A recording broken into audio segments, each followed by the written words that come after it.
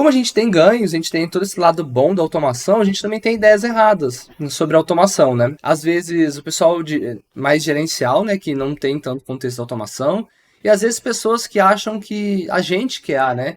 Que acha que a automação é a bala de prata e vai resolver todos os problemas. E na minha humilde opinião, então muito que eu tô falando aqui é a minha opinião, a minha experiência, tá?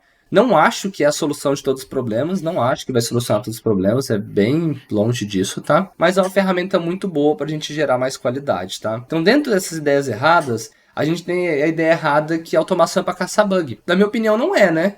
Porque se a gente vê que a automação tá refazendo os testes que já foram feitos no passado, se a gente já garantiu que esses testes foram feitos e passaram, e o desenvolvedor tem todo o processo de qualidade do processo de desenvolvimento, a gente não quer rodar automação para caçar bug. Se aparecer algum bug, ok, a automação tá sendo bem efetiva e quando tem algum problema, ela pegar e mostrar pra gente.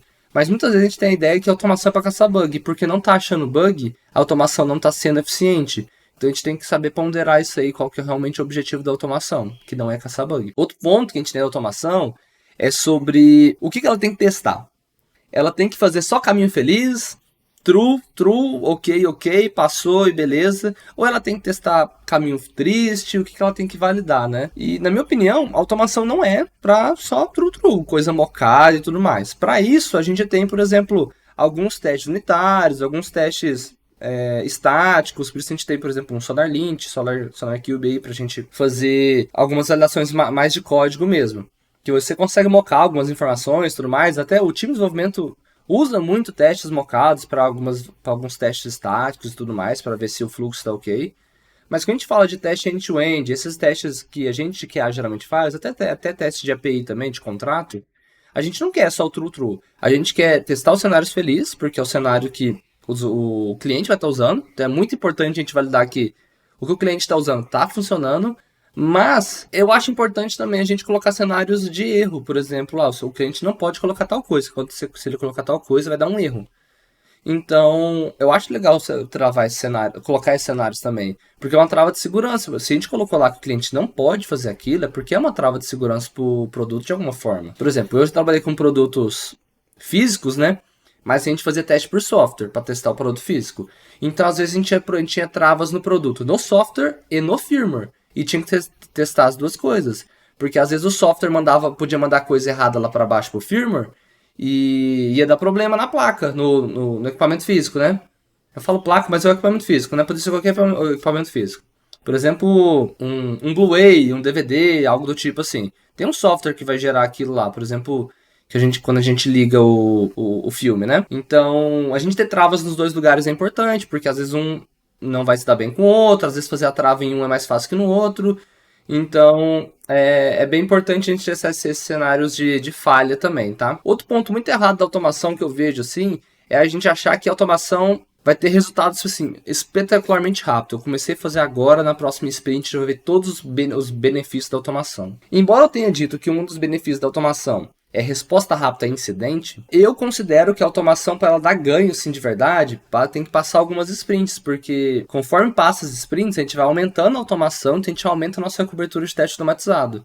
Então não acho que ela vai dar uma resposta tão rápida assim na sprint da frente, ainda mais se a gente estiver falando de projetos curtos. Se a gente estiver falando de projetos curtos, às vezes nem precisa de uma automação muito robusta, a gente pode pensar em estratégias melhores de a gente ter uma boa cobertura de teste. Às vezes a gente pode colocar só testes de mais baixo nível, por exemplo. Então, varia bastante assim. Outra coisa muito errada da automação é que se a gente está dando manutenção na automação, é porque está muito errado. Não concordo com isso. Óbvio que tem que ter um meio termo.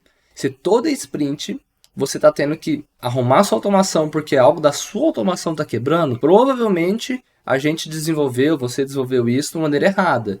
Você, por exemplo, quando a gente fala de teste web, você colocou muito ligado a XPF e como a tela está sendo mudada constantemente, você colocou de um jeito que está tão engessado que qualquer coisa simples vai quebrar sua automação toda. Então a culpa é da sua automação, não é nas mudanças dos times de desenvolvimento. Então às vezes tem que mudar a forma como você desenvolveu a sua automação. Ou às vezes o produto não está na fase de ser automatizado ainda, porque está tão no início que não precisa ser automatizado. Agora, quando a gente tem mudanças muito grandes do produto, é normal a gente ter que dar manutenção à automação.